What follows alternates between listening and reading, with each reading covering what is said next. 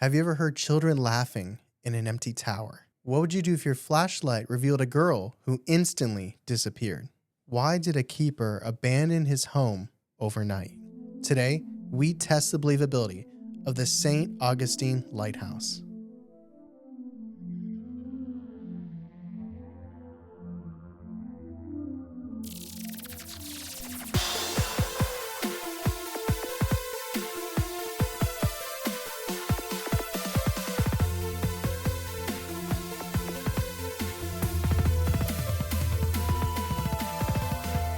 Welcome to Believing the Bizarre, Where we dive into the unknown and the unusual. and tell you whether or not we find it believable. That is right. This plant is suzzin'.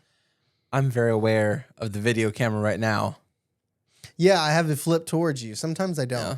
But this time I want you to see. See myself. I want you to know. It's like the evil mirror. Some of y'all have noticed we are on Spotify on video now.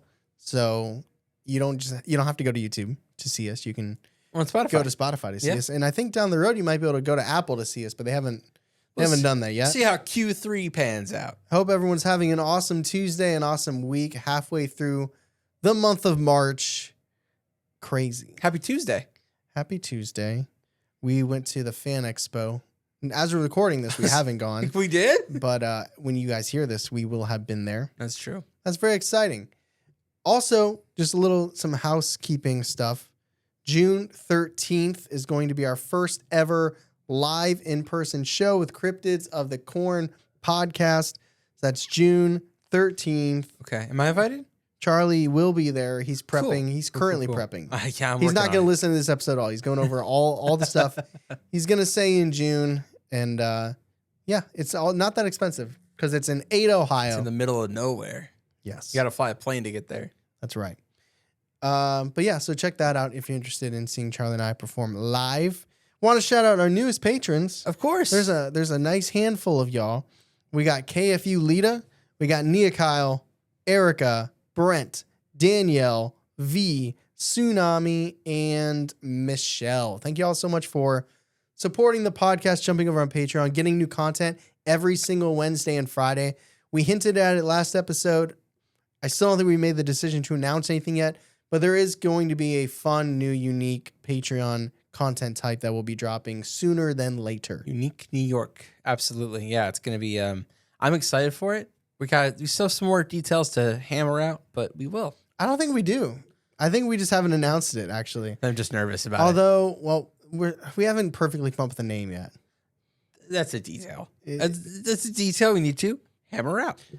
Now is when we would do the lingering question, but we made a pivot on the recording side to do Tuesdays Yeah, we made this instead all of messed up. Thursdays. Yeah. So I cannot do the lingering question yet. So it's going to be 2 weeks out. Yeah. So next week will be My the lingering question from the Cursed Games. From the which Cursed is Games. fitting because we're going back to the episodes that we did.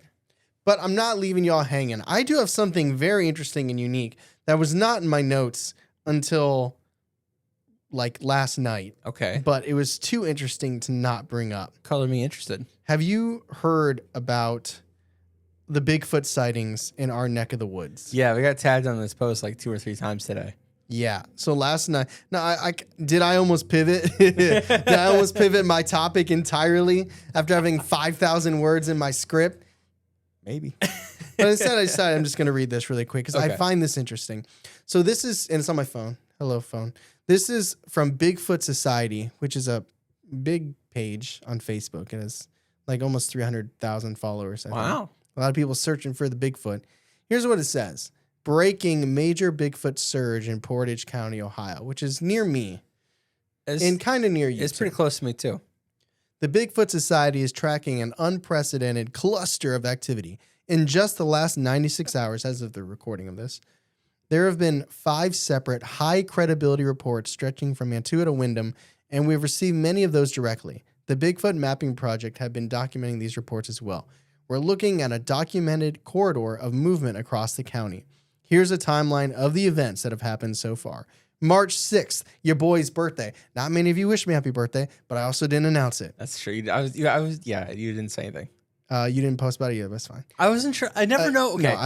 I never know if you want me to or listen, not. I'm messing with Charlie. I'm messing with you. I do not want you to. I would love to do that it's for okay. you, but I also don't want to invade your privacy. It's okay. No one needs to Do know it for me, that. though. Okay. A local researcher from MTCR, I was thinking My Chemical Romance Fest. That's not true. Observed a 9-foot tall brown male standing 120 yards away from Route 44. The creature displayed high situational awareness and retreated at high speed once it realized it was being watched. That brown male in rural Ohio is going to stand out. The next day, March 7th, a second witness reported an 8-foot figure with long arms and dark brown hair. He heard heavy rhythmic footsteps and deep vibrating grunt that preceded a forced hush. Total silence. Yeah, he's like, it's actually nice outside now. It has been nice. Physical evidence in the form of oversized muddy footprints was located on the scene. March 9th, the activity shifted 8 miles east. A hiker encountered an 8-foot Sasquatch covered in black fur. The witness was startled and evacuated the area immediately. Same day, about an hour and a half later. Wow. Near Headwaters Trail, just an hour later, witnesses had a 15-second face-to-face encounter with a 10-foot black figure. They noted 2 critical biological details of a stilt-like gait and a shoulder pivot. A strong musky odor was present. Later, like 6 p.m. on March 9th, a resident at a dead end near the woodline spotted a 6-foot brown figure running with impossibly long stride. The witness, a longtime skeptic, was stunned, stating, "I know what I saw, but I don't know what I saw." There you go. So you said 15 seconds? Yeah. That's about as long as you're going to get when you Well, that was the one before it, not this recent Oh, okay. one. That's about as long as you get when you go to the Fan Expo and you meet those celebrities. Perfect. Yeah. Well, we already know that because we've already been. Yeah. We need your help. If you live in Trumbull County, near the Trumbull County line, we need your eyes and ears, but check your trail cameras, home security footage, but always make sure to lock your doors. Trumbull County, that's like Youngstown, right? This is all here, man. This is crazy. Yeah. Bigfoot's in our backyard. Sounds like I should go scouting in Youngstown. Probably a fan. He's probably listening. Or he's like, I don't like what you've said about the grass man and the skunk ape. I'm here. Also, because you heard all the different sizes, what they're theorizing is that it's a family of them. There's not one Bigfoot that's being seen. It's multiple, family unit. multiple big feet. Very cute. That's actually very cute.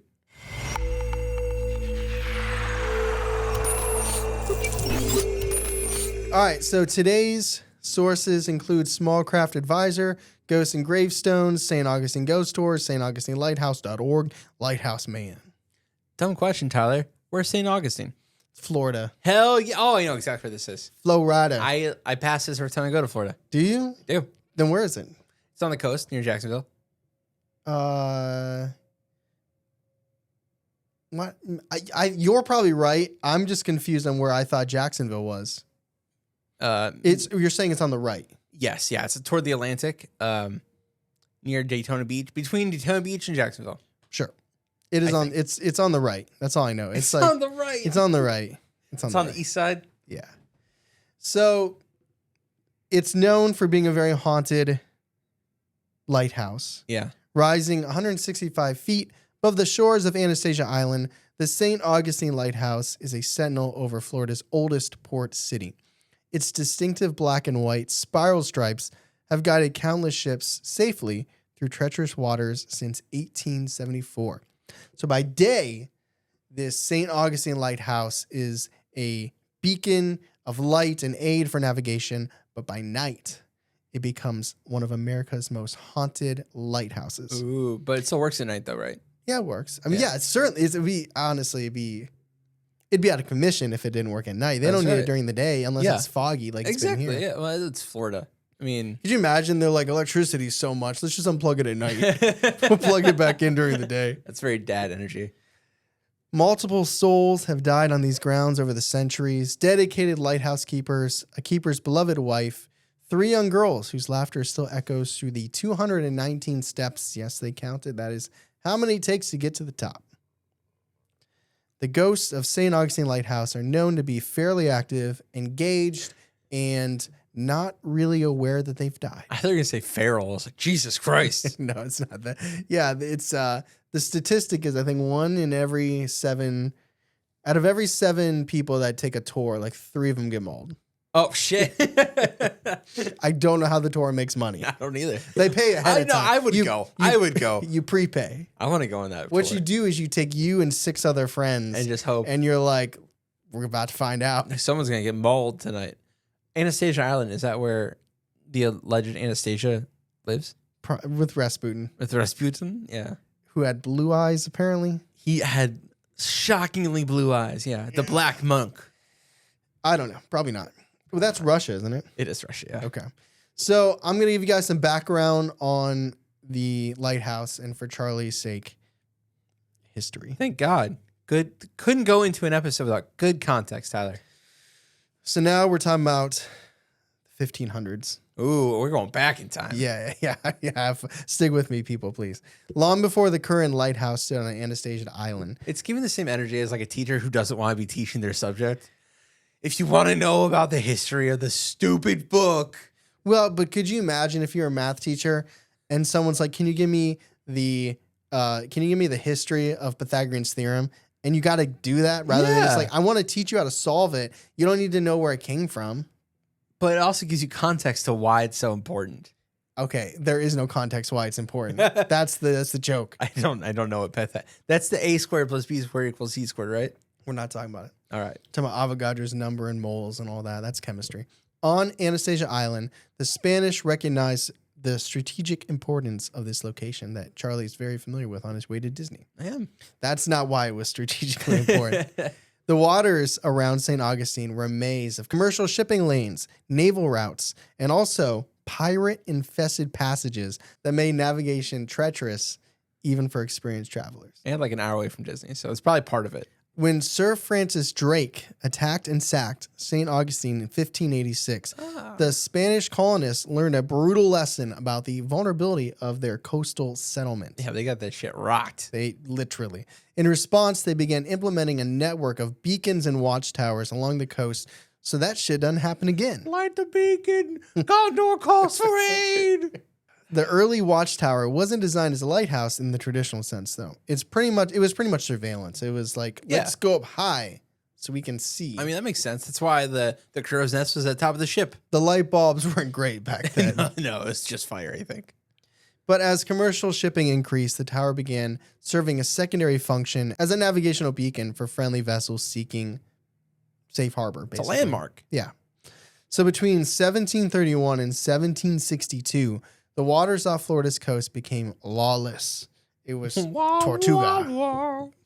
Pirates, privateers, smugglers, and naval vessels clashed in these waters regularly. Cool. By 1737, recognizing the structure's importance, Spanish authorities built a more permanent tower from coquina, not to be mistaken for cocaine. They did cocaine to make the coquina. And they quarried it from the nearby island. And that's how they kept everyone awake and focused. Yeah, they're like, just leave. Just sniff the side of the lighthouse and you'll be fine. It's just all me. Everyone's just wired. No wonder they're seeing ghosts and shit. Right. Don't lick the lighthouse. It's like a salt lamp, but cocaine. The sturdy material made from compressed shells and coral could withstand the brutal hurricanes that regularly battered the Florida coast. Mm-hmm. Let's move on to 1763. We're moving our way up. We are going through history. The British took control of St. Augustine. It was no longer in Spanish control. Yeah. And all of the infrastructure, including the tower. Surely, over a cup of tea, the British immediately recognized its value as a navigational aid and began converting it into a proper lighthouse to direct ship traffic through the dangerous waters. In typical British fashion, they said, I see that. I would like that. I would like that very much. I'll take that. I'm going to take it. Yes. It was during this British period that the first documented maritime tragedy connected to the lighthouse occurred. Uh-oh. In 1764, the HMS Industry, which is a British supply vessel loaded with munitions, tools, and equipment, H's and S's, tried to port at St. Augustine. Okay. But the ship struck a sandbar in the shallow waters and sank on May 6, 1764. Now, I'm not a seafaring fellow, right? But I feel like if it's trying to port and they hit a sandbar and it's shallow, I'm not judging these sailors. They're not good sailors. Several died from the sinking Why? I don't know. Okay. Is shallow relative? Is that like when they say shallow? Like is shallow I think it Atlantic is. Ocean like Lake Erie deep? I think it is shallow. Shallow is Because if relative. it's like I know you can drown in a puddle. Yeah. I'm not judging, but I'm judging a little bit. Like I feel like if you're a sailor, what I think probably happened, right, to make sense of this, is it struck the sand and it started filling with water, and before they could get out of the ship, it probably trapped them in the ship. well, they should learn how to swim. If you're a sailor, I would recommend learning how to swim. You would think. Well, there is an anime called One Piece, and one of the things about One Piece. 1 second. I literally just got a text. I was not. It felt like maybe you were watching. My mom just now texted me about the Bigfoot sightings in Ohio. Your mom's like, I'm ahead Charlie, of you. stop talking about anime. Yeah, I'm trying to tell Tyler about these sightings. So if you eat this fruit, you get superpowers. But if you eat the fruit, you get superpowers. You can't swim anymore physically. I think they were too busy licking lighthouses and out there sailing. Yeah, they say it used to make you high. Anyway, it sank. The bodies were swallowed by the dark waters. Rip. Not that dark, though. It's pretty shallow.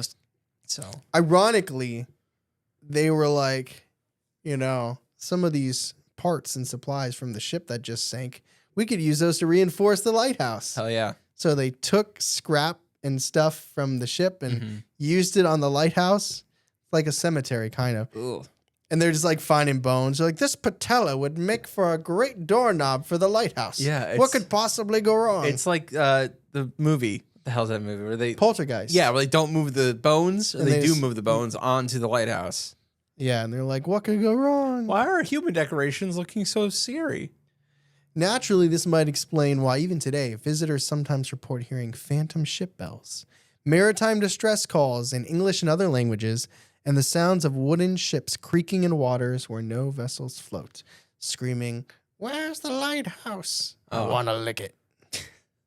That last part's not true. The whole last part's not true. Oh, they don't scream. They with say, "Oh lighthouses. fuck, we're sinking." If you were on a ghost tour and you heard that, I still might laugh a little. Just You off stupid in the ghost. distance. That'd be funny as hell. This one guy, I knew I should have took swimming lessons. Where are the water You wings? just hear his floaties popping. So then when Florida became a U.S. territory in 1821, I was about to quiz you on that, but you wouldn't have known that, right? Would you have known that? No. If I had options. But you know Ohio. No. You don't know Ohio? No. I know it was on March 1st. 1803. I had no idea. My dad used to tell me my grandma's birthday was March 1st.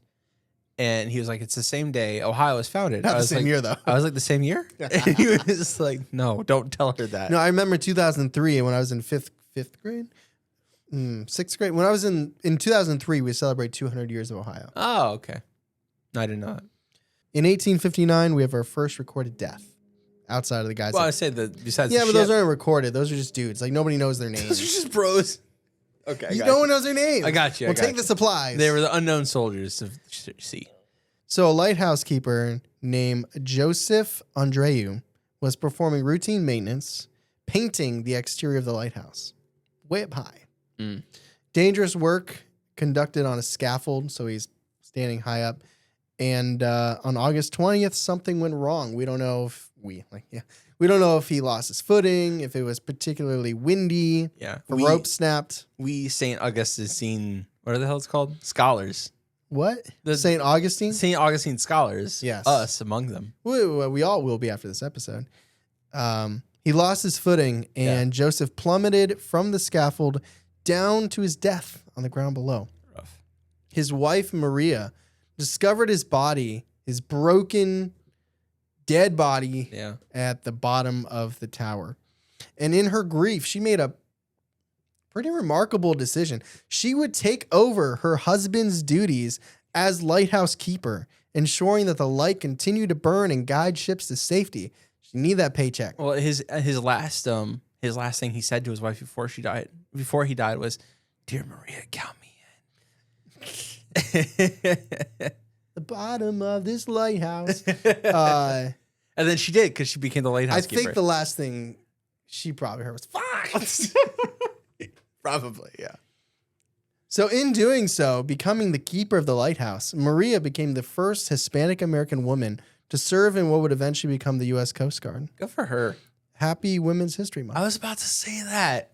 Allies. Allegedly, though, Joseph has never left his post. Oh, he's like, it's my job. You guys are like, when does the spookies come in? So his spirit, Joseph's spirit, Andreu, is known for being incredibly active and still witnessed by folks who visit the lighthouse today.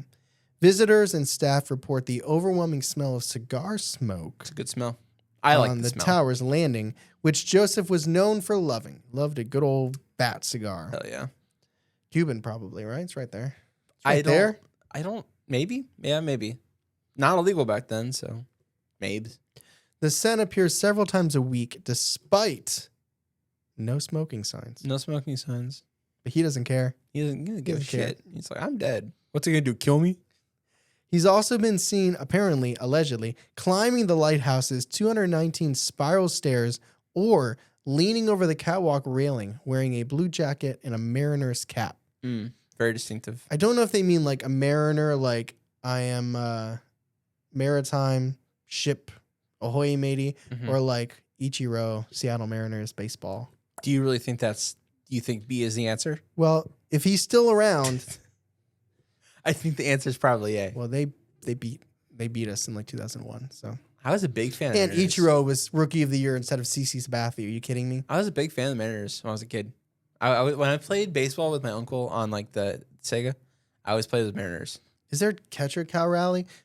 They got like a catcher who can actually hit, so good for them. So one modern lighthouse keeper refused to return to work after the man in blue harassed him for an entire night, chasing him up and down the stairs. Yo. Now, how do you dodge him? Like I play enough scary games. I know sometimes you just gotta do it. Yeah. But like if it's narrow, it's a lighthouse. If he's chasing you up, maybe he chases you up and then he just disappears. And he comes back down. And then you start going down and he starts chasing you down. Yeah. Then you know it's a ghost. Because he's how else playing. Yeah, exactly. So the dude's got a grappling hook, goes up to Batman? Batman. The man in blue, he used to have a blue suit on, so probably Batman. Where are you taking my cigars? This is my house. So the keeper moved out of the keeper's house eventually, just left the lighthouse, all of his duties, gave it to the Coast Guard, says, this is too spooky. I'm sure it's how he said it too. No, what did he say? Come on. I don't know. Fuck! He said, that's right. He said fuck. So who is the man in blue? Some people believe that it's another tragic spirit mixed into like a lighthouse keeper that died. There's allegedly, this isn't as fact-checked, but allegedly in the 1930s, there was a keeper who hung himself. And his body was... His stocks crashed. Yeah. They can never go back up. You got to zoom out, guys. 5 years. I'm telling you, you got to zoom out 5 years. Well, that's when the Great it Depression happened. It always goes up, though. Yeah, but they didn't know that back then. They were super depressed about it. I mean, 2008, but it always goes back up. It goes back up. So during the American Civil War, the lighthouse became a strategic point of contention. The structure's owner at the time, Dr. Alan Ballard, faced mounting pressure as Union forces closed in on St. Augustine. You like this? This is I do quite enjoy this. I was wondering if Civil you War actually stuff. consulted your wife with this part. Nope. You just went free ball. I can talk about Civil War without her approval. I did. We are getting like a little cube thing in here though for storage. I did consult her on that. Very good move. Yes. In 1865, Ballard was compelled to sell the lighthouse to the government under the threat of seizure through eminent domain for far less than its actual value. Damn. You got scammed by the government? You got to zoom out, Ballard. However, Dr. Ballard reportedly vowed to never abandon the lighthouse, and maybe he never did. Ooh. Some say he wanders the grounds, walking in and out of the property as if he's still safeguarding the beacon that he once held dear in his heart. He's so mad about the deal he got. He's like, God damn it. I got ripped off. I can't buy anything with this. He just likes to go to the lighthouse and lick it. Just get a little taste. A little bit. By 1870, beach erosion was threatening the original Spanish lighthouse. And we can't have that. All those fish were getting high. It was starting to it was too much party disintegrate into the... Yeah, like Miami's meant for this, not St. Augustine. This isn't South Beach. All right. So a new lighthouse was completed in 1874 and put into service with magnificent new first order Fresnel lens. And that's like the thing that is at the top with the light. Bro, first order made me think of Star Wars. Sorry. The lighthouse was officially lit for the first time in October 1874 by the keeper William Russell, which is a good name. Yeah. Who he had the distinction of being the first keeper in the new tower and the only keeper to have worked both the old Spanish tower and the replacement. He's the only one. Did you say that there's 2 towers? You could say that. During the World War II, the lighthouse took on military significance once again. The Coast Guard personnel trained in St. Augustine used the lighthouse as a lookout post, scanning the waters for German U-boats that were known to operate off Florida's coast. But that's hard to see, though, because they're underwater. A little bit of that. And they can see through the water. See everything. And they got Batman out there. Yeah. We're fine. We won. Did, you're right. The lighthouse survived the war, continuing its vital mission of guiding ships to safety, even as enemy submarines prowled the waters it illuminated. Prowl. Yep. So let's move on to some spooky stuff. All right, so we're going to talk about probably the most famous tragedy that happened here and has led to some hauntings currently. So this is July 10th, 1873. Okay. So while construction of the new lighthouse was progressing, Superintendent Pitty had moved from Cape Elizabeth, Maine, with his family to oversee the project. Yeah, definitely. He moved up from Maine to Florida. Yeah, he's like, I can do that. Yeah, absolutely. No problem. Going from clams and lobster to cocaine. Cocaine, yeah. Pitty lived on site with his wife, Mary, and their children, Mary, Eliza, Edward, and little Carrie. The construction site became a playground for the Pitty children and the children of workers, and also terrible parenting. You know, they're busy. A railway cart moved supplies from ships docked at Salt Run up an incline to the building site, and the children discover that this makes for a fantastic roller coaster. I sense that something wonderful is going to happen. They would ride it down to the water and then haul it back up and ride it again and again, laughing and playing while the parents worked. This is all commentary on having 2 parents at work, by the way. A wooden board at the end of the rail served as a brake to stop the cart from tipping into the water. It was a simple safety measure that children relied on during their play. Unfortunately, tragedy struck. On one particular day, July 10th, 1873, the 3 sisters, Mary, Eliza, and Carrie, were joined by an unknown 10-year-old black girl, which, unfortunately, that's just what it is. No one just listed it as. There's no name. Yeah. Likely the daughter of one of the workers on the site. Yeah. The 4 girls climbed in the cart for what should have been another fun ride down the track. But the wooden board that they were relying on to stop the cart from going into the water was not in place. Probably became a doorstop. No one checked. Why would they check? They're Why 10. would you check? Yeah. I wouldn't check now. Yep. And you don't know how old I am because you guys didn't care about my birthday. The cart carrying the girls accelerated down the track, gaining speed as it approached the water. With no brake to stop it, the cart flew off the rail, flipped into Salt Run, and all 4 girls underneath in the shallow water. Oh.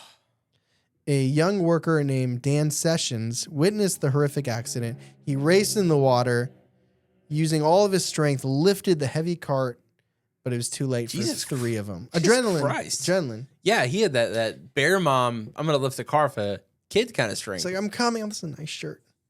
These are new pants. Let me take my shoes off. Just hold on. I'll be there. I'm sure most of you will make it. So unfortunately, it was too late for 3 of them. Mary, Eliza, and the unnamed girl drowned, and that was it. Only the youngest, the 4-year-old Carrie, survived. Well, that's sad. That's sad. It is sad. I mean, I'm glad Carrie made it. There's no way around it. It is sad. And Carrie, she became 16. And she went to the prom. Doused in blood.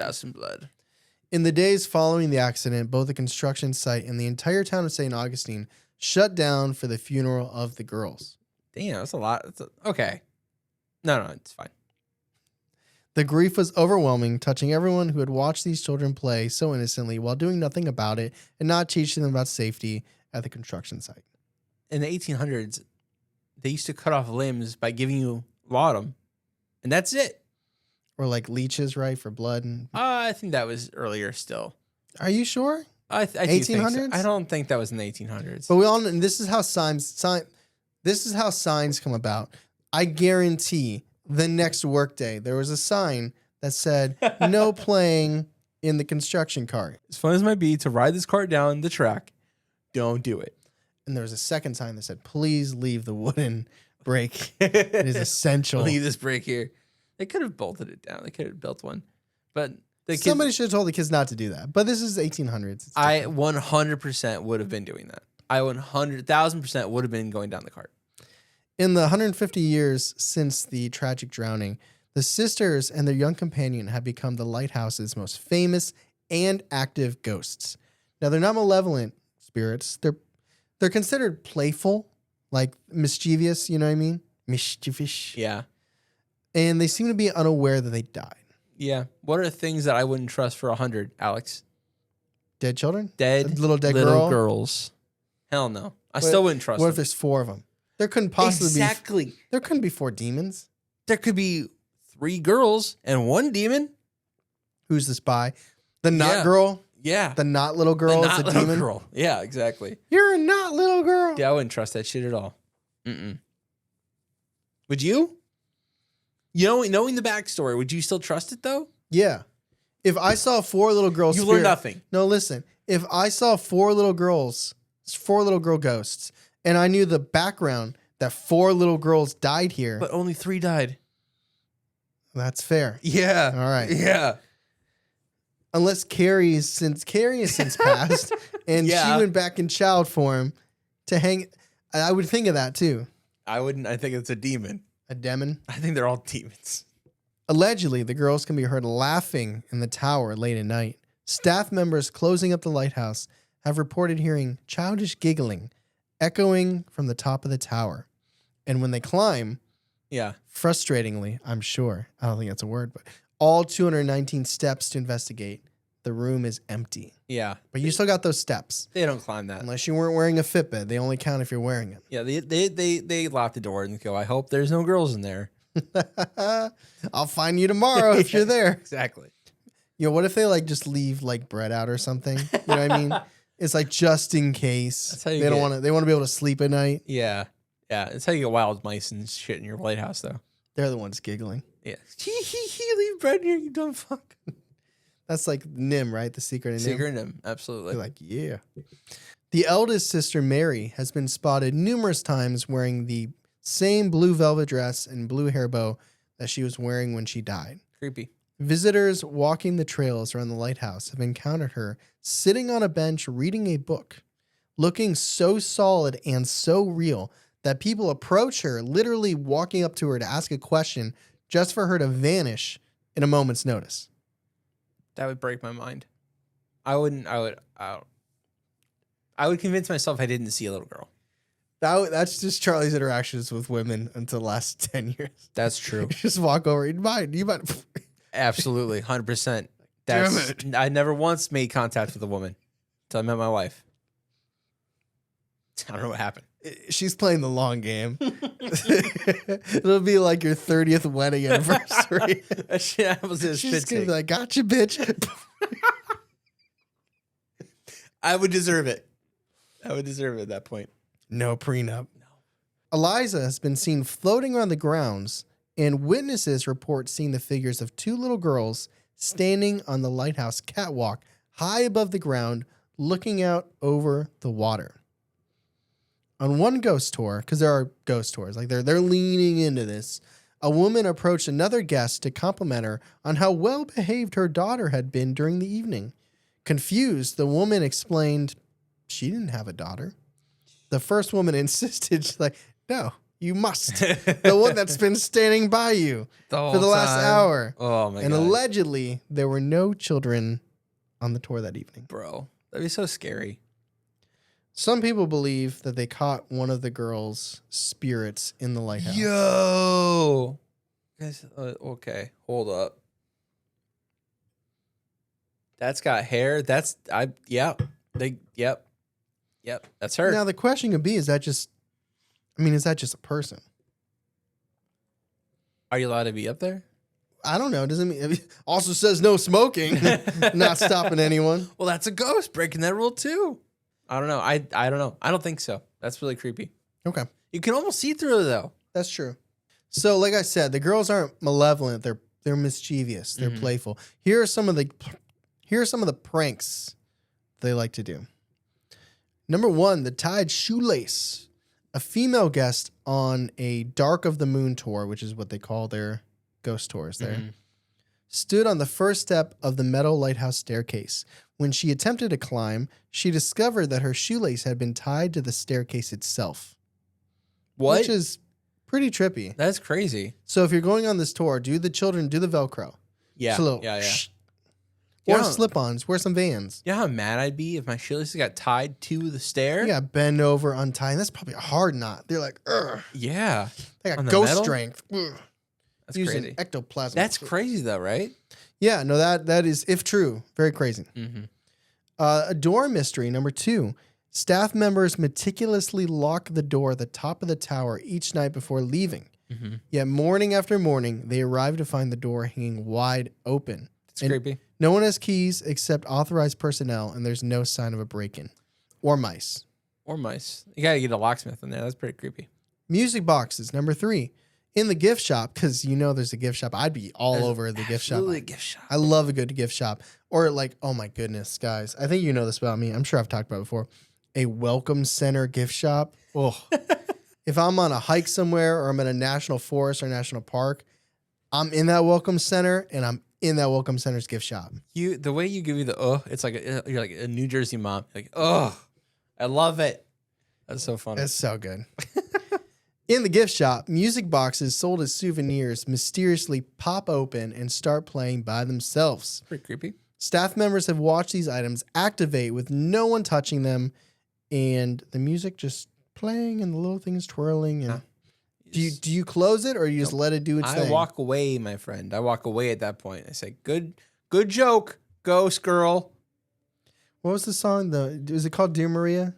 Dear Maria, count me That's in. the song. That's the song that plays in the, That's creepy. the little music box. I do love a good 2000s pop song. And number 4, moving chairs. Furniture in the keeper's house is frequently found moved or completely overturned. Items in the gift shop go missing. All right. Only to reappear days later with a gift receipt. Different locations. No gift receipt. There's also a game of hide and seek. This is a one-time experience, an alleged experience. Okay. So allegedly during a ghost tour, a guide was going downstairs and found a group of women on the tour in the basement of the keeper's house. And one woman had rented an EMF detector to measure electrical activity associated with spirits. They must rent them there. Yeah, I would assume so. Or, well, not necessarily. St. Augustine itself is super haunted. Yeah. So they might have rented it elsewhere and brought it on the tour. Yeah. Okay. Either way, I don't think they just kept it in their purse for fun. I'm just like, who rents an EMF? I feel like you just buy that, but I wish we would have rented it. We had to borrow this equipment from other ghost like hunters a big old weenie. because we're using $5 iPhone apps. The woman asked out loud, "Do you girls want to play hide and seek?" And the meter started spiking dramatically. And the woman began searching the basement for the hiding spirits. She's all in. After wandering through the space, she finally found meter activity concentrated under the spiral staircase leading to the main floor. Excited, a little nuts, she said, "I found you. Do you want to play again?" And the meter spiked again. And she's like, God. "That must mean yes." So the woman started looking around again. And after a couple minutes, detected electrical energy near the children's play table in the basement. That's crazy. And just then, another group of tourists entered the basement.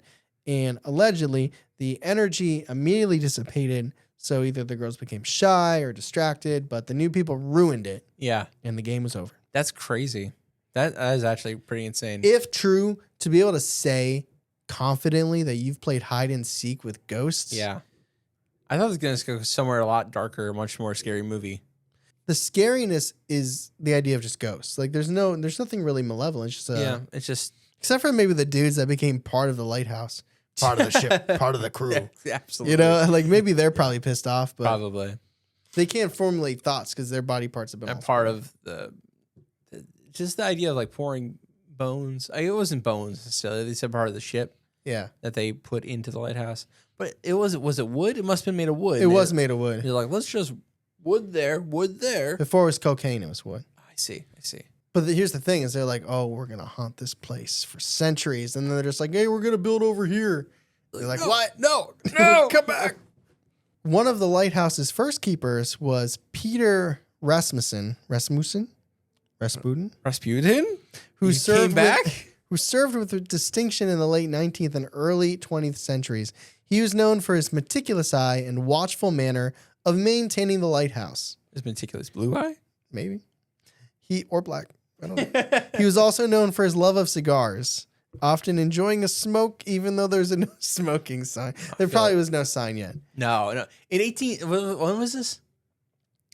This was the late 19th and early 20th century. They thought that shit was good. 1890s, 1900s. They thought it was good for you back then. Yeah. Like, yeah, it's good to make your hair grow on your chest. It's like when you have a dehumidifier, or it'd be a humidifier. When you have a humidifier in your house, he's like, I'm just humidifying my lungs. Yeah, no, they thought that shit was good for you. It's like incense for the inside. I will say, I do want to adamantly say on here, this is not Tyler's opinion. This is purely my opinion. Nothing makes you look cooler than smoking. So I'm glad that Charlie makes that his own opinion because that's my opinion. Nothing makes you look cooler. Think of Spike Spiegel from Cowboy Bebop, because nothing is cooler.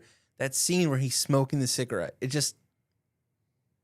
Anyway. I think if you're playing basketball and you're like driving in and you do a perfect no-look pass to someone and they sink the shot. It's pretty good too. Not as cool as Spike Spiegel. He's also Peter's also known to be in the lighthouse. His spirit never left. And I'm wondering if the cigar smoke could be a combination of Joseph and Peter. They're both hanging out. They're smoking together. Yeah, absolutely. It's amazing, actually. You don't want to smoke by yourself. If you can smoke with somebody, you want to smoke with somebody. Somebody offered me to smoke a cigar. An owner, actually. Recently? I went to a local coffee shop chain owner. I was like, kind of like, hey, let me work for you, marketing stuff. And I talked to him for an hour and a half and he offered me a cigar. And I was like, I don't smoke. I could see the disappointment in his face. Like me right now. And I never spoke to him again. Apparently, the scent of the cigar smoke suddenly fills a room or a corridor and then dissipates just as mysteriously. It's frequently detected in the basement of the keeper's house and on various landings throughout the lighthouse tower. And when this happens, witnesses often report feeling a presence, not threatening, but watchful, like Peter, because he was very meticulous with his blue eyes watching you. I can tell you the best cigar I ever had, and then I can tell you the last cigar I ever had. The best cigar I ever had was in downtown Cleveland. I was at the Little Italy, Feast of the Assumption. Great time. Great cigar. Really enjoyed it. Looked cool. Last cigar I ever had was on my cruise when I went to the Bahamas. I had it outside on the ship deck, and just something about it just hit me real funny. And I was like, well, I'm not going to smoke that again. Oh. Yeah. Did you buy it or did someone just give it to you? I bought it. I bought that in the Bahamas. Cuban? No, it was not a Cuban cigar. No. Cuban? This is an interesting little last section here. It's kind of, the more you think about it, the more disturbing it is. Some people believe that Peter and Joseph's spirits have merged. I hate that. To create this collective memory of Lighthouse's haunting, both contributing to the various manifestations. And they were both keepers of the house. They both liked the smoking. They both didn't want to leave. They both loved it. Could they just be similar guys? I like the idea of them chilling more so than they just morphed and became one. I don't like that. Some people would say that you and I would merge after death. Peter's like, my hat, my top, and Yeah. just like, your bottom. Ironically, the way that I phrased that, it would both be Peter. It's all Peter, yeah. He said my top and Joseph said your bottom. And Peter's like, bet.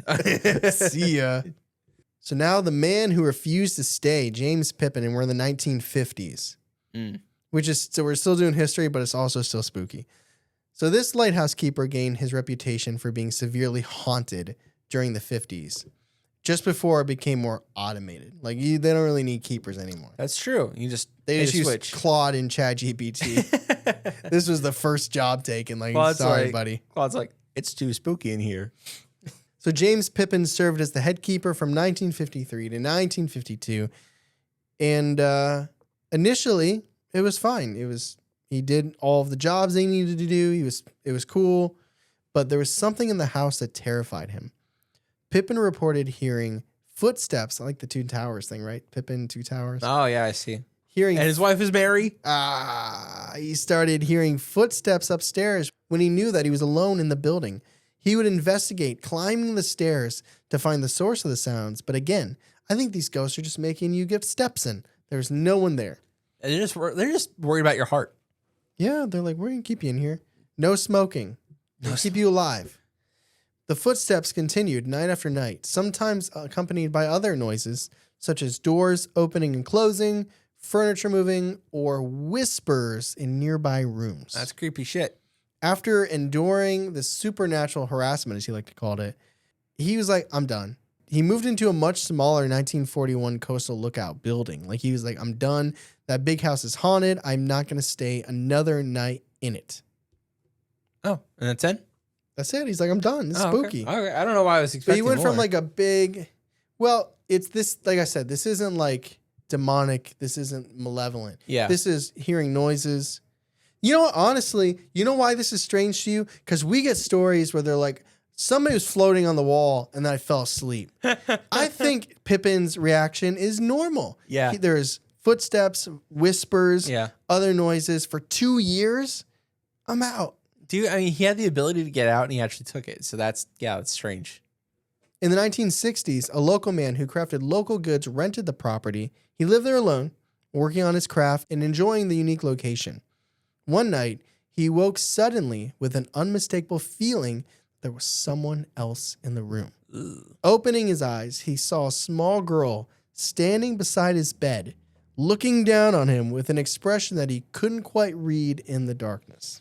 Ugh. And as he blinked to focus his eyes and make sure that he wasn't dreaming, the girl simply vanished. No, catch these hands. I'd be swinging. She didn't run away. She didn't walk out of the room. She just vanished like Phased mist out. in the sunlight. I don't like that at all. And he knew the story of the sisters that died. So Yeah. in that moment, he made that connection. Yeah, he needs to sage that place. By 1970, the keeper's house had stood empty for several years. On one night, there was a huge fire that erupted in the house under mysterious circumstances. It was a pretty devastating fire, gutting the home, leaving only the coquina basement, and a few charred timbers standing. An arsonist was responsible, but their identity, I guess, was never discovered. What? Oh, okay. Yeah. So someone said, "What if I just set a fire?" It was probably a Spring Hill Jack. Wait a second. In the UK? He probably came over. A lot of it was probably Spring Hill Jack because a lot of UK tourists go to Florida. 100 years after they die? I don't know. All right. St. Johns County purchased the shell of the ruined building with the intention of demolishing it for safety reasons. But in 1980, 15 women from the Junior Service League of St. Augustine had a different vision. Happy Women's Day. Happy National Women's Month. They signed a 99-year lease with the county for the keeper's house and surrounding grounds and began a massive restoration project. Shortly after, the league signed a 30-year lease with the Coast Guard to restore the lighthouse itself. Over the next 15 years, these women raised $1.2 million to restore and renovate the keeper's house, the lighthouse tower, and the original Fresnel lens. The group successfully added the building to the National Register of Historic Places in 1981, thanks in large part to the efforts of the local historian, writer, and longtime lighthouse advocate Kieran Harvey. Lighthouse advocate just feels like a really strange They thing. have feelings too. Yeah, exactly. My lighthouse feels emotions, and I advocate for them. So just a reminder, as they're doing this renovation and all this stuff, this $1.2 million project, here's just a couple quick snippets of things experienced, okay? Tools moving from where they've been placed. Okay, that's common. The sound of children's voices and laughter when there were no children present. Makes sense. Due to the new signs. New signs of no children No playing. local. This isn't Cedar Point. Cold spots that would appear and disappear without explanation. In Florida, you're going to feel that too. the feeling of being watched while working alone, and shadow figures moving through spaces that had just been checked and found empty. Creepy. Ghost hunters investigate this place. Sure, as they should, apparently. The St. Augustine Lighthouse gained national attention when it was featured on Sci-Fi. Ghost hunters. Oh, Taps. Taps, right? led by Jason and Grant, conducted a thorough investigation location, and Jason called it the Mona Lisa of paranormal sites. Perhaps the highest compliment, I guess you could think It's of. got that mysterious little smile. Yeah, it's just like, Yeah. During the investigation, Taps allegedly got a couple things. Sure. They got "help me." There was an audio recording picked up by a female voice that seemed to say "help me" multiple times. Their camera captured a dark figure moving quickly up spiral stairs, faster than you would expect anyone else to walk, but also like no one else was there because it was an investigation. Mm-hmm. Additionally, a motion detection light at the top of the stairs never activated when the dark figure went all the way to the top. So after reviewing all their evidence, Jason and Grant were like, it's haunted. Haunted. I'm so stupid. I thought you said emotion detector. Emotion. Like, I'm very scared right very now. cried. Yeah, no, well, they didn't say it was haunted. They said they couldn't prove that it wasn't haunted. Fucking nerds. Just, again, Stay on business. Stay with your chest out. Yeah. So like I mentioned, they have tours, the Dark Moon tours. Here's some things experienced by those folks. Footsteps climbing and descending the tower stairs when no one else is present. They got nothing else to do besides climb the stairs, right? Well, It's just stairs. feeling touched or tugged by unseen hands. There's touching. I wouldn't like that at all. Experiencing traumatic temperature drops in specific locations. Photographs of people dressed not like it's right now. Hearing children's laughter echoing through the tower. The cigar smoke. Doors opening and closing by themselves. And overwhelming emotions like sadness, playfulness, or protection, the urge to protect. Oh, okay. Weird one. But all those are really strong evidences of ghost activity. So again, some of the entities or the people that have died that have been known to be seen is, for one, Maria. We already mentioned kind of Joseph and Peter. Mm-hmm, yeah. Some paranormal investigators believe that Maria, who was the first woman, remember? I do remember, Joseph yeah. died. Yeah. And she's like, I got this. Some say she remains in the lighthouse in spiritual form. She's been seen as a dark figure on the catwalk, looking down at the ground below as if perpetually reliving the moment that she discovered her husband's body. Was that the supposed to be the woman in that picture? No, that was supposed to be one of the girls. Oh, was it? Okay. Was that Mary? It didn't say. I'm gonna guess Mary. Okay. There's allegedly a tall man in the basement. Now, we don't really know who this is. Ugh, probably one of the pirates. Yeah, maybe. It's Stinky Joe. Witnesses describe him as tall and imposing with a presence that can be a little intimidating. According to some accounts, the spirit was a sailor or former lighthouse keeper. Mm-hmm. They're saying it could be the guy that hung himself, if that's true. Oh, yeah. Okay, that makes sense. Also, if he is the guy that did that to himself, that makes sense because his spirit is probably not at rest because he's very imposing. Sure, yeah. I'm making speculation here, but I agree with it. Encounters with the tall man are described as uncomfortable, oppressive, and sometimes frightening. that's how I feel about all tall men. Yes, yeah. Every tall person kind of gets me. Definitely frightening. I'm only 5'7", guys. Like I'm gonna go And then we talked about the girls and the playfulness. Oh yeah. But those are the ghosts. That is the history. That is the St. Augustine Lighthouse hauntings. But I do have a couple of quick encounters. Oh, thank goodness. Should you like to hear them? Absolutely. And these are all from Redditors, and they're all deleted.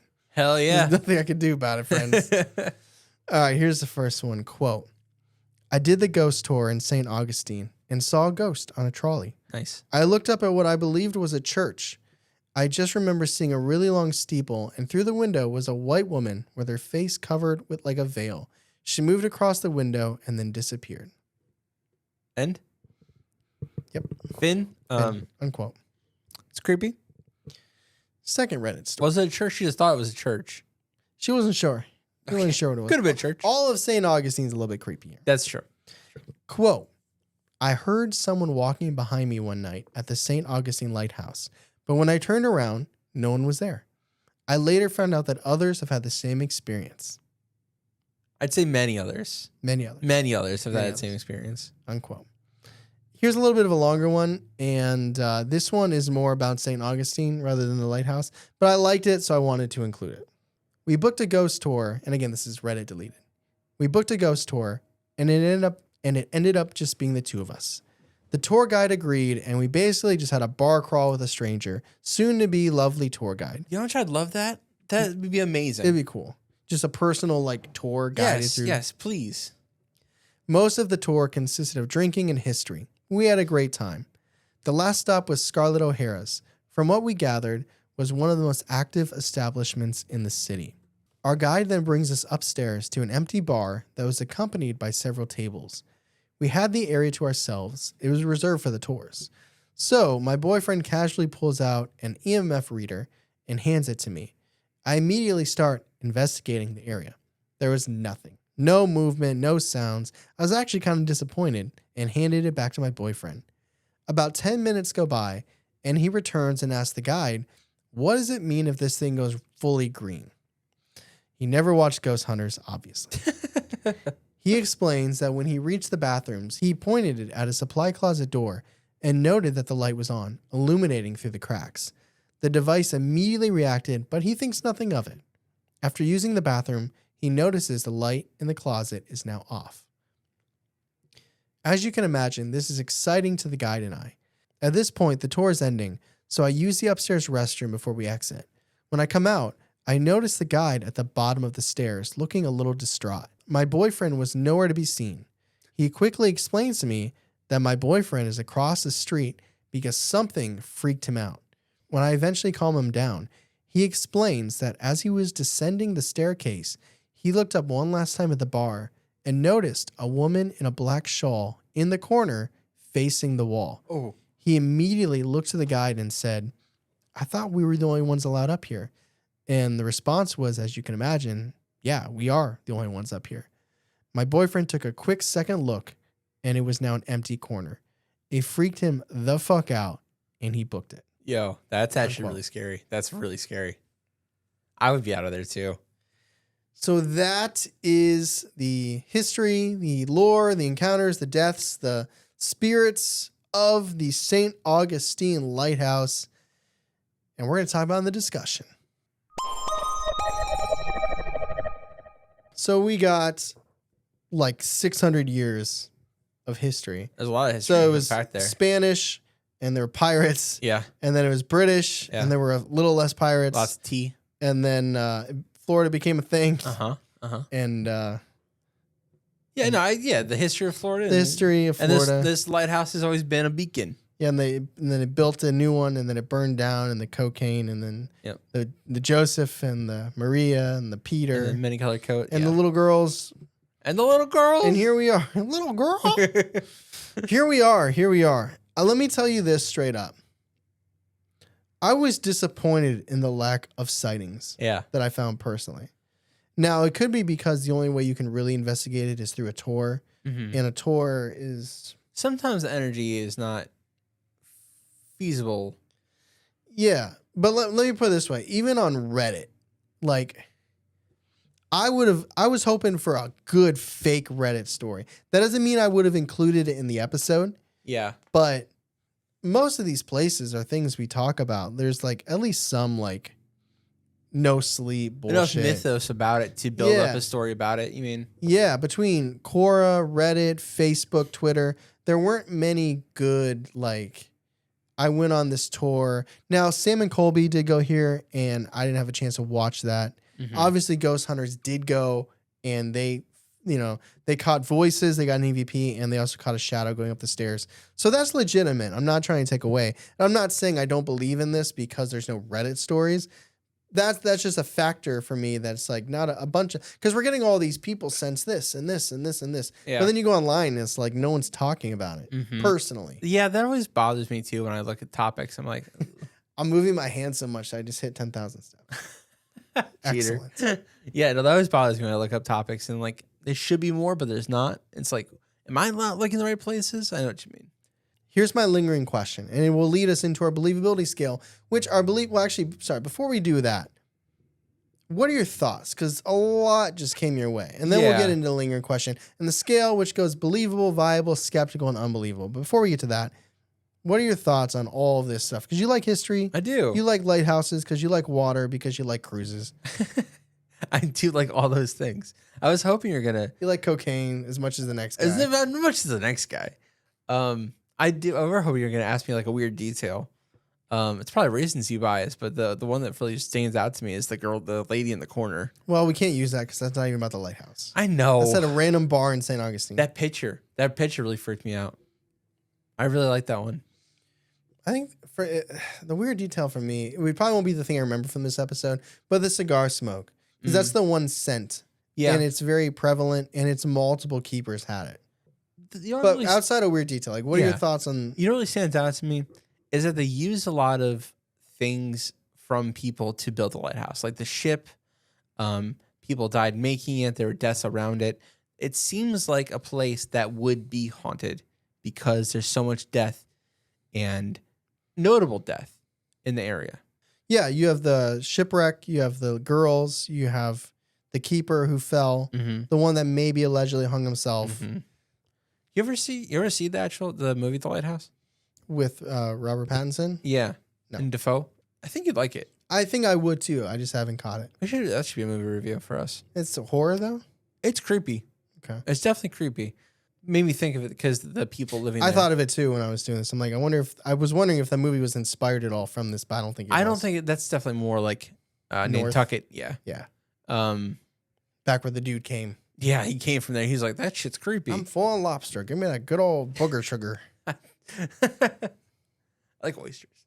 Man, I don't know. I think it seems like a place that should be very rich in hauntings. I'd like to go there with you maybe one day. That'd be very cool. Go to Florida.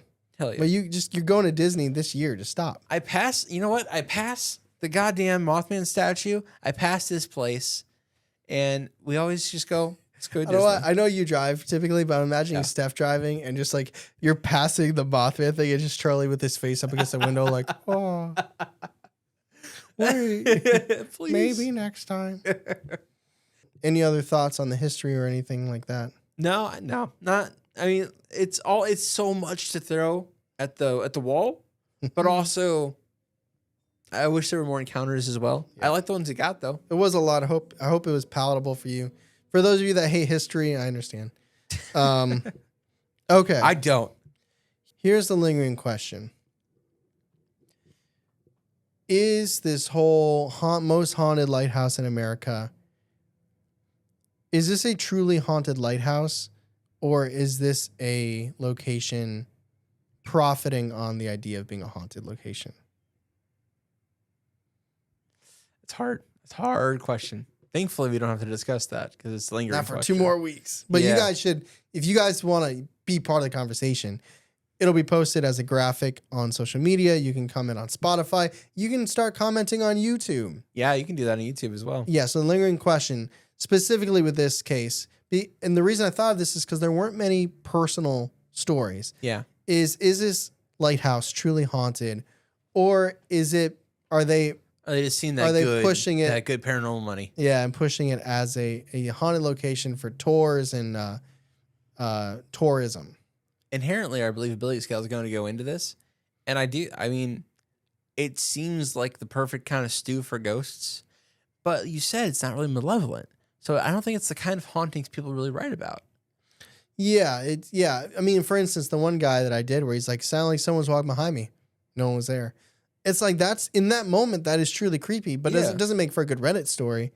But that doesn't make it less of a haunting. One out of like what, every 100 posts about their hauntings, maybe. So right. Like, how many personal encounters are actually happening? I would like to hear from people that work there, like someone like having a working encounter. That's always my favorite because it always feels most credible to me. Yeah, maybe all the people that would have wrote the Reddit stories are the 3 out of 7 that got mauled. Yeah, exactly. They just didn't make it home. They got mauled to death. I go believable. I think it's pretty haunted. I go viable. I lean more believable than skeptical, but I would like more stories that aren't just like internet, like they say this and that. Now, it's got all the makings for a haunted location. Yeah. But tragedy, it's by water. It's water truly holds eerie something there. I don't know. Paranormal memories. Listen. And literally, because the first lighthouse is infused with dead ship pirate bodies. That's part of it more than I think that the water thing. Part of the ship. Part of the crew. So that is our episode on the St. Augustine Lighthouse. I hope you all enjoyed it. The little sea shanty episode we had for you here. Episode 300, may I say. Wow, what an interesting topic for 300. Yes. Oh, can I include a little fun fact? Unlikely for me, but I did include some Bigfoot there. You did. And my mom texted me, what's up? I don't know. I feel like I didn't tell you this. My grandfather on my mom's side, he worked on all the lighthouses on the coast of Lake Erie. Oh, I was going to, thought you were going to say the United States. No. Just Lake Erie. That's cool. Yeah, he was an electrical engineer. After he fought in the Battle of the Bulge, that's what he did. And learned guitar. He just played guitar. Playing guitar in a lighthouse would be a vibe. He is a very interesting guy. The fish are just like, boo. Walleye are like, you stuck. Yeah, he was a very interesting guy. Well, if you enjoyed this episode, you can leave a one-time review. You know what? Scratch that. You can leave a one-time review on Spotify. You can comment on YouTube or anything. We appreciate all of that. If you've been listening to the podcast for a while, or if you're a new listener, maybe from Ghosties, shout out Macy and Natalie. Y'all are awesome. If you feel compelled to leave a 5-star Apple review, that'd be nice. That's always helpful. We are looking to get to 1,000. We are not there yet. No, I would like that very much. It's an easy, fast, free way to show appreciation. That means a lot to us. Because in my mind, when people are looking for a new podcast, reviews and number of reviews matter. It does. And it's simple, it's fast, it's free, and we would appreciate it. And we always read it and we screenshot it. But speaking of comments, I do have a couple of comments from Cursed Games Volume 6, which came out today. Yeah. So you're gonna have to get in fast, guys. That's the incentive to listen day of. Yeah, you have if you want the comments in, you gotta get them in. So Sleeper Build Mom Row said, "Do you think my stuffies count as friends for the 100 Candles game?" Yeah, I do. I say good luck getting the 100 candles. Yeah, it's the hardest part. That's gonna be. Hold on, let me do math really quick. If you go to Bath and Body Works, all right. If you go to Bath and Body Works and there's no sale. No sale? No. When's there ever not a sale at Bath and Body Works though? Well, there's not always a sale on the 3-wick candles. You're getting the 3 wicks? Oh yeah, they only gotta last for 8 hours. No, it's gonna cost you like $2,500 to get 100 candles. Oof. I think I take a loan out for this game. Keep your local Bath and Body Works in business. You can only play this game if you live in Hudson. And your father and papa and your mother and mama bought you these candles. Bethany said, "Just realized there's video content on this. Yay! Feels like I'm really hanging out with you two." It is new. Hope Thanks you for guys coming like in. it. And Abby said, "Every time you do a Cursed Games episode, I think of Blue Baby. My friend told me about this legend when I was in middle school, and let me tell you, I was terrified. I didn't look at a foggy mirror for weeks. Every scratch from like normal life activities had me sobbing that I was cursed." I don't blame you. It's a creepy game. Now you get to do the satisfactory laptop close. shut. Very nice. I see all these people that are like, laptop shut until Monday. And I'm like, mine's probably going to be open tonight. It's fine. But thank you guys so much for hanging with us for 300 episodes. There's actually more than that because we did bonus and there's the Terrified Together. There's more than that. Also, if you want to, shout out Noah. Thank you, Noah. And he's a new member of the BTB crew. Yeah, but no, we got to get you on the website, my man. We do have to do that. But yeah, thank you, Noah, for editing. We appreciate you, buddy.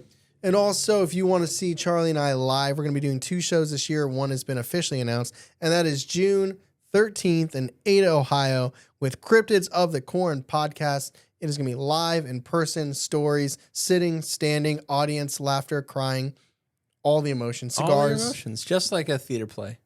It's going to be amazing. No, there will be an intermission, technically, between us. There will be a small intermission. Yeah. Don't go to the bathroom, though. But thank you guys so much. We appreciate you. As always, I'm Tyler. And I'm Charlie. And catch us next week on Believing the Bizarre. A podcast as bizarre as you are.